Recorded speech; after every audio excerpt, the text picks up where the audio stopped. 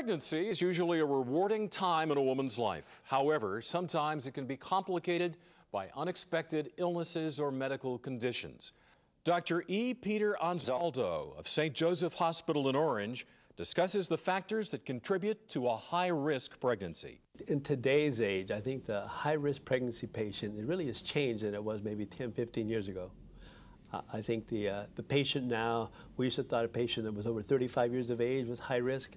Well, really, realistically, with today's medicine, is one over 45 years of age. Mothers who have cardiac disease, mothers who have chronic hypertension, mothers who have known diabetes. Those are the kind of typical patients that I see. 3 to 4 months before she's considering having a child, she should come to see the high-risk specialist. We can counsel her regarding the risk of her having a fetal anomaly, the risk of her having some kind of chromosomal problem like a Down syndrome, and then what kind of diet, what kind of medicine, if she's a diabetic, what kind of control, if she's a hypertensive, what kind of medications she should be on that would be safe during the pregnancy. High risk not only means the mother, but sometimes it means the child. The child, with these prenatal diagnoses to our availability now, we're able to diagnose genetic problems, syndromes, lethal anomalies, and then these pregnancies become high risk. In the first half of the pregnancy, our biggest toolkit is our ultrasound. I consider my ultrasound machines in my office as my third hand. They can diagnose pregnancy as early as 28 days from conception. Okay, we can see a beating heart at about 42 days of age. And as early as about 10 to 12 weeks, we can begin to now see fetal anomalies that we haven't been able to see in the past because of the digital age that has come to the ultrasound machine. I think we measure our success not so much by the number of healthy babies, because we know when we take care of these high-risk situations, we're talking about a higher proportions of our babies being ill, higher proportions of our mothers who are high risk give birth to critically ill and preterm babies.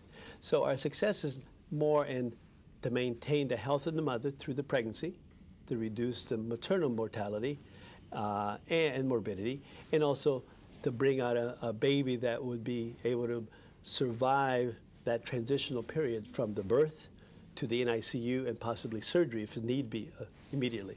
In the next 10 to 15 years at St. Joe's Hospital, we're going to be now setting up a unit called a high-risk perinatal unit, where high-risk mother or high-risk pregnancy with an anomalous baby or a critically ill baby are going to be coming to the hospital for frequent antenatal visits, and then finally for the delivery, and then the transition team that will pick up the baby at the time of birth and be taken over to Children's Hospital for the NICU for possibly medical therapy, cardiac surgery, and then in the next probably 5 to 7 years, realistically, which is probably looking at doing some in utero surgery, so we can repair some of these birth defects in utero in this high-risk unit.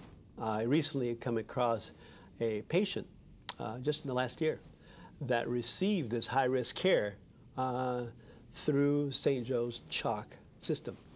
And basically it involved a triplet mom, a mom that was having 3 children. One of the 3 children was noticed on ultrasound to have 2 birth defects. So we had a very high-risk situation that at the time of delivery, we needed to establish the airway of the baby. You saw the entire unit, the operating room, the NICU, the neonatologists, the surgeons, the pediatric surgeons, all come together for that special procedure called an exit procedure. So we actually, before we actually cut the umbilical cord, the formed baby, we had the baby intubated, established, and baby was breathing before he even took a first breath. Before the umbilical cord was untied, we had the pediatric ENT doctor taking care of the established airway. And that's the future of the high risk of birth.